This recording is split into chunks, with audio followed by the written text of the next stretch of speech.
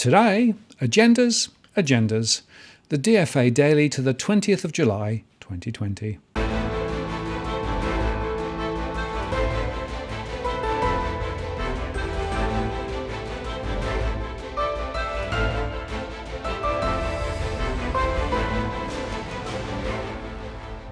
Hello again, I'm Martin North from Digital Finance Analytics. Welcome to the latest post covering finance and property news with a distinctively Australian flavour and with a touch of philosophy on the side. Firstly, a quick reminder that tomorrow, Tuesday, on the DFA Live, I'll be walking through the latest property and household confidence scenarios, taking account of all the available data before the Treasurer's statement on Thursday of the next phase of government support, which, by the way, will need to be both targeted and substantial. So mark your diary for my show, 8 p.m. Tuesday, Sydney time, tomorrow. Thursday is meant to be the big reveal day, when the government spells out the next phase of its support for the economy. All the talk of a bounce back is gone, as reality, which, by the way, we predicted back in February, has played out, with virus hotspots crimping the recovery. I want to make the point that in the neoliberal world, profit is king, and the variable during recessions is higher unemployment, buttressed by minimal support for people on the dole queues and a constant push to get people back working again. Dole will be kept very low. Debt will be kept at a minimum, and a government surplus should be the target. Household debt, by the way, is seen as a positive as it stimulates growth and drives more profit to the owners of the economic machine. Oh, and it assumes perpetual growth, of course. The KPI is growth. The risk is inequality. The maxim is market efficiency. The new old kid on the block, MMT, says that full employment is the primary goal, and the variable to achieve this is government finance, given that if you can create your own currency, then you can create more money, and with interest rates so low, this hardly costs, given the growth which can be generated. And such finances can run like this for generations. So in fact, in this world, the key variable is public debt, which, by the way, should not be seen through the same lens as private household debt. The KPI is employment, the risk is too much debt and potentially inflation. The government will create jobs for all those who want them, so we might want to ask also if this is making work for the sake of work, and the maxim is full employment, never mind efficiency. Yet it also assumes continual growth. Now, put like that, neither formulation seems that attractive, frankly. And as a recent Harvard Business Review article pointed out, economic growth has raised living standards around the world. However, modern economics have lost sight of the fact that the standard metric of economic growth, gross domestic product, merely measures the size of a nation's economy and doesn't reflect a nation's welfare. Yet policymakers and economists often treat GDP, or GDP per capita, in some cases, as an all-encompassing unit to signify a nation's development, combining its economic prosperity and social well-being. As a result, policies that result in economic growth are seen to be beneficial for society. We know now that the story is not so simple, that focusing exclusively on GDP and economic gain to measure development ignores the negative effects of economic growth on society, such as climate change and income inequality.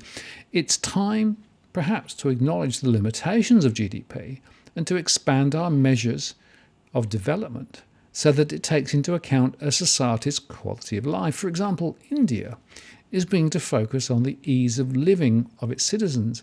Ease of living is the next step in the development strategy for India, following the push towards ease of doing business that the country has achieved over the past few years. The Ministry of Housing and Urban Affairs has developed the Ease of Living Index to measure quality of life of its citizens across Indian cities, as well as economic ability and sustainability. It is as well expected to evolve into a measurement tool to be adopted across districts. And perhaps this more holistic measure will provide more accurate insights into the state of the development of the Indian economy. The end goal is to have a more just and equitable society that is economically thriving and offering citizens a meaningful quality of life. With a change in what we measure and perceive as a barometer of development, the question, of course, is, can we frame policies that will catch up with that? In an economy with well-being at its heart, economic growth will simply be another tool to guide it in the direction that the society chooses. In such an economy, the percentage points of GDP, which are rarely connected with the lives of average citizens, will cease to take the centre stage. The focus would instead shift towards more desirable and actual determinants of welfare. So what indeed might emanate from Thursday's announcements? Well, job seeker needs to remain above its pre-COVID levels. Modelling commissioned by the Australia Institute shows the impact on poverty that the coronavirus supplement has had and what will happen if it is removed completely at the end of September. It also looked at the impact on poverty if the supplement of $275 per week is replaced by an increase in the base rate of $75 a week. The introduction of the coronavirus supplement did an enormous amount to reduce poverty in Australia.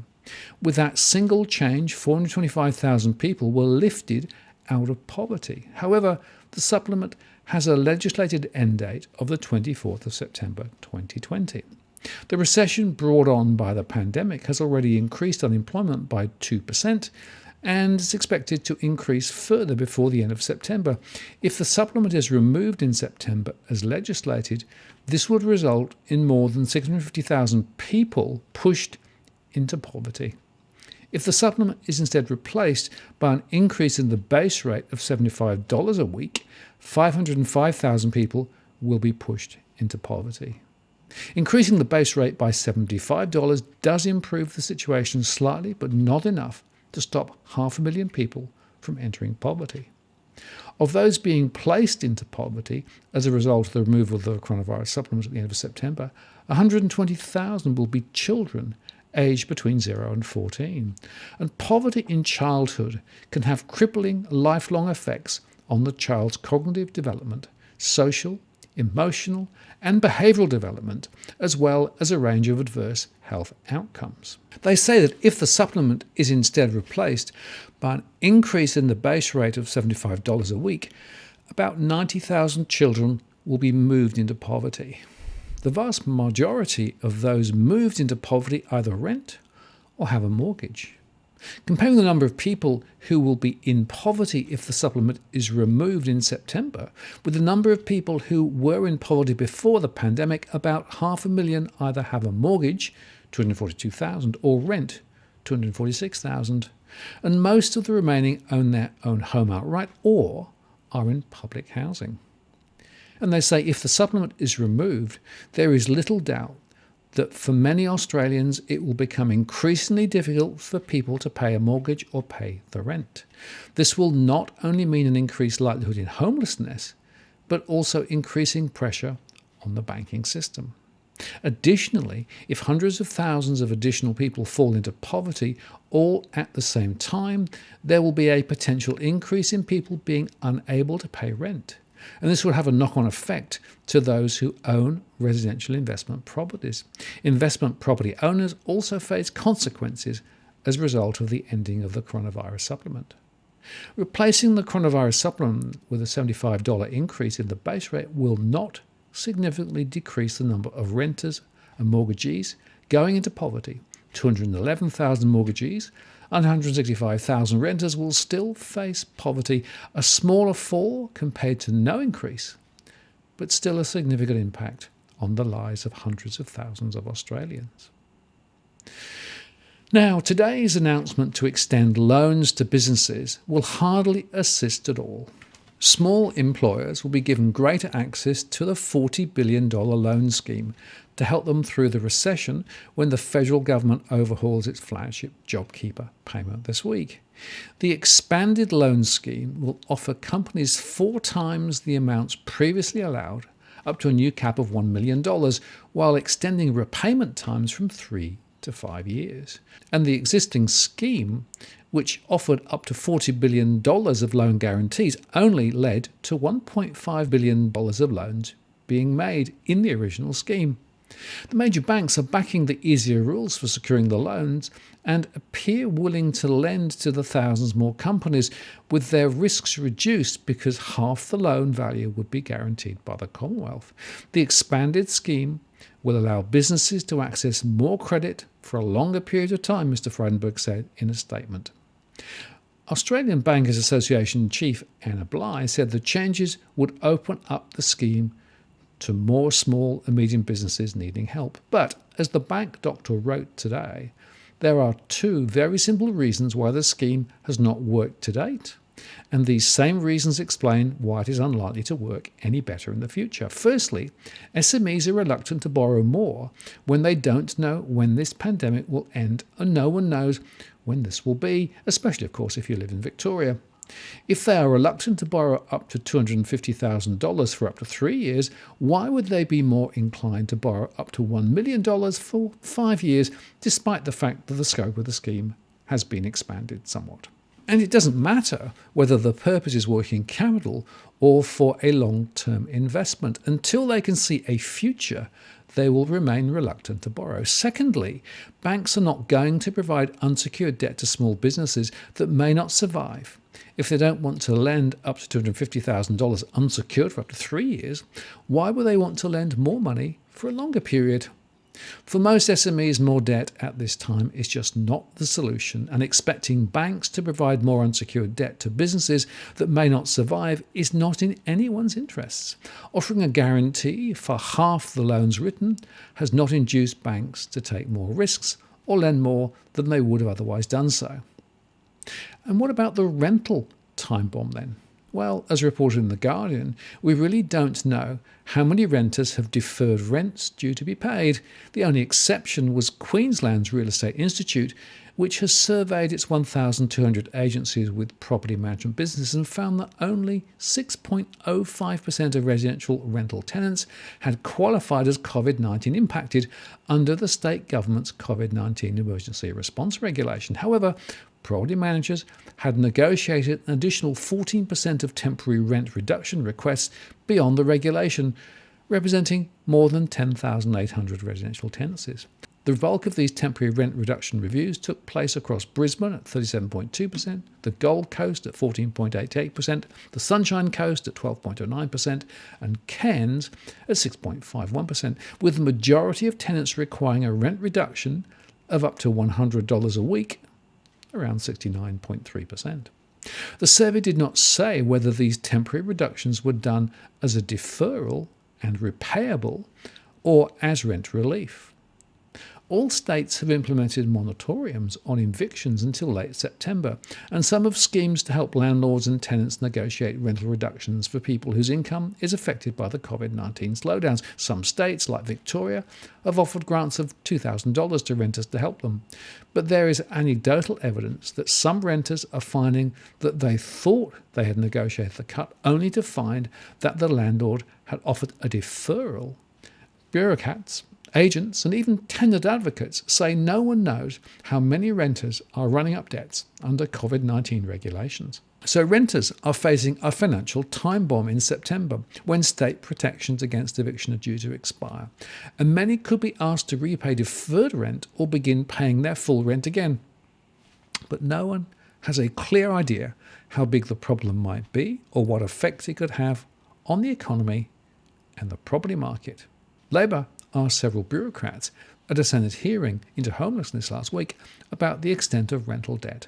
But neither the head of Social Security, Shane Bennett, nor the Bureau of Statistics could cast any light on what proportion of renters were accruing a liability, how many were behind in their rent, and how many had managed to negotiate a cut. We don't know how many people are behind in their rent and whether, when the eviction freeze ends, we're going to have a lot of people with a massive debt that they can't repay, Labour's spokesman on housing, Jason Clare, said. The National Cabinet needs to find out quickly how many people are in this situation and work out what, if anything, needs to be done. The so-called rent bomb will come at the same time as likely changes to JobKeeper and JobSeeker support, although the government appears to be keen to avoid a financial cliff by ending the support too abruptly in September. The Treasurer, of course, will outline those further support measures on the 23rd of July. And to add to this, Sydney's loss-making landlords face more pain, with the city's rental vacancy rate soaring to a 20-year high, according to the Real Estate Institute of New South Wales. Sydney's inner ring experienced the most significant change, rising 0.8% to 5.8%. The CEO, Tim McKibben, said, "Last month, vacancies in the inner ring hit an 18-year high at 5.1%, a result that has been exceeded this month. And looking back at more than 20 years of survey results, we've not seen vacancy rates this high. It really is staggering." The impact of COVID-19 on the residential rental market continues to be significant and shows no sign of abating. And as unemployment continues to rise, and with the end date for JobKeeper and JobSeeker benefits looming, affordability is at the forefront of many tenants' minds. It's really no surprise that inner city properties with higher weekly rents have been relinquished in favour of more affordable options. For Sydney's inner ring, if this trend continues, as is likely to for the foreseeable future, we can expect to see downward pressure on rents. While this is great news for tenants, it's a recipe for disaster for many landlords. He said, "We assume JobKeeper will continue if in a targeted, tapered formulation. But what of property?" Well, Cameron Cusher at REA wrote, "Time and time again, we have seen governments of all political leanings turn to housing stimulus in economic downturns. Here's why it stacks up," he says. "The total value of housing assets in this country is $13.5 trillion, according to the statistics from the Australian Bureau of Statistics. Of this $13.5 trillion, more than half, at $6.9 trillion, is made up of residential land and dwellings. To put that into context, the other large components were superannuation at $3 trillion, or 22.1%, currency and deposits at $1.2 trillion, or 8.8%, and shares and other equity at $1 trillion, or 7.6%. So with half our wealth tied up in it, it's no surprise this country is obsessed with property," he says. Then consider that until recently you couldn't touch a superannuation until retirement, and you are still limited as to how much you can withdraw, which is $10,000 last financial year and up to $10,000 this financial year. So of the wealth that you have free access to, it's housing and housing equity that's overwhelmingly the largest. Of course, a lot of the wealth in residential land and dwellings does have liabilities, debt associated with them. The ABS doesn't publish residential land and dwelling liabilities, but separate data from the Reserve Bank shows that at the end of March, there was $1.8 trillion in owner-occupied and investor housing debt. Although this figure may not be exactly comparable, it is a good proxy and suggests that the value of the debt against the total value of residential land and dwellings is approximately 26.6%. Housing is the largest source of household wealth and is also the largest source of debt, while at the same time the property sector is one of the largest sectors of employment in the country.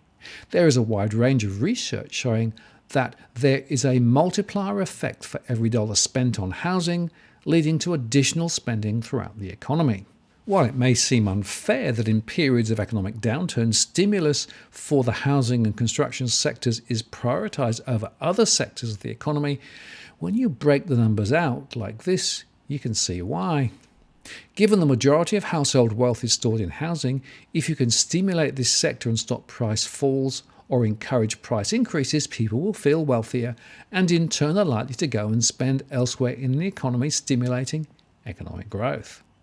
Lenders have overwhelmingly prioritised lending for housing above business lending, so stimulus for the housing sector also helps lenders avoid financial losses and allows them to go about their business of lending. Keep in mind something which isn't necessarily captured in data but rings true, is that many small businesses are funded via the home that the business owner owns, so supporting property prices also provides support for small businesses.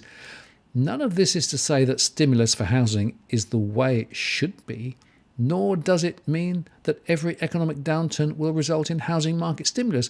What it does indicate is that in times of economic trouble, stimulus for the housing sector is likely to be one of the first options that governments look to keep the economy growing, lenders, lending, and businesses open. And sure enough, some of the first initiatives out of the door on the back of COVID-19 have included the moratorium on rental evictions to assist both landlords and renters, moving official interest rates to historic low levels, and the home builder stimulus package for the housing construction sector. In previous economic downturns, we've also seen additional grants for first home buyers and rapid cuts to interest rates. With housing both the biggest source of our wealth and debt, the rush to both protect and stimulate makes sense in the current climate. Of course, property prices do still fall and could potentially incur large falls in the future, but it does mean policymakers, for better or worse, are likely to take reasonable steps to ensure it doesn't. Why? Because in a country both obsessed with and financially tied to property, the flow-on effects to the broader economy from large property price falls has the potential to be severe. And there you have in a nutshell the problem. We are overexposed to property to the point where it's too big to fail, and yet there are limits to how much property prices can be propped up when unemployment is so high. And frankly, JobKeeper, JobSeeker, and the other initiatives that the government is likely to announce on Thursday may have some impact on the property sector, but we wonder whether they are running out of ideas. We'll see. Now, the economic impacts on the banks continue to amount. As Banking Day reported, extended loan repayment deferrals could cost the big banks anywhere from $700 million to $1.1 billion in lost revenue. Macquarie Securities said the extension of loan repayment deferrals for another 4 months, along with the extension of APRA's regulatory concessions, give the banks extra time to deal with issues, including the opportunity to restructure loans, and more customers are likely to be able to return to employment. Banks have more opportunity to resolve issues without putting customers into default, which would otherwise result in a sizable rise in risk-weighted asset density and hence capital intensity. Despite the positive aspects of the extension, Macquarie expects the increase in arrears to be meaningful as customers come off deferrals. Should the major banks offer ongoing deferrals to 25% of the customers currently in deferrals, this will translate to $350 million for ANZ, $549 million for Commonwealth Bank, $501 million for NAB, and $493 million for Westpac. If the banks offered ongoing forbearance to half their current deferrals, the revenue impact would be $740 million for ANZ, $1.1 billion for CBA, $1 billion for NAB, and $986 million for Westpac. And if the banks offer a significant number of customers with the option of restructuring their loans, such as switching to interest-only payments for a period of time or cutting the interest rate, the impact on revenue would be less, but it would be more prolonged. And finally, superannuation withdrawals continue to run, with the total set to surpass the initial $27 billion estimate the Treasury had made for how much would be withdrawn, as indicated by the accumulated applications out from APRA today. Will they extend this program, given that it's unclear how much of the withdrawal of funds are going to meet the original goals?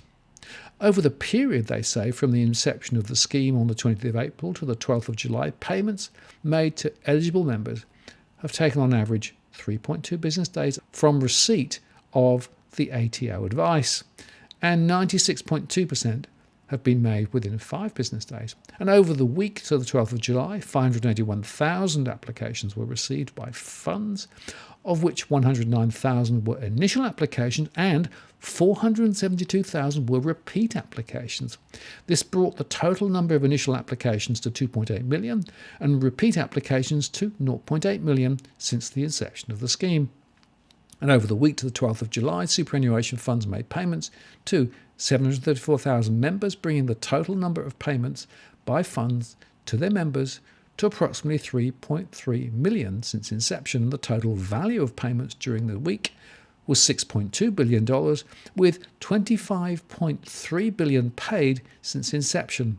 And the average payment made over the period since inception is $7,718 overall and $8,755 when considering repeat applications only. And as at the 12th of July 2020, 90% of applications received since inception have been paid. And this is up from the previous week at 83%, but down from the fortnight earlier at 95%. And as funds continue to process the large number of new applications received at the start of the financial year. but this is up from the previous week at 83%, but down from the fortnight earlier at 95%, as funds continue to process the large number of new applications received at the start of the year.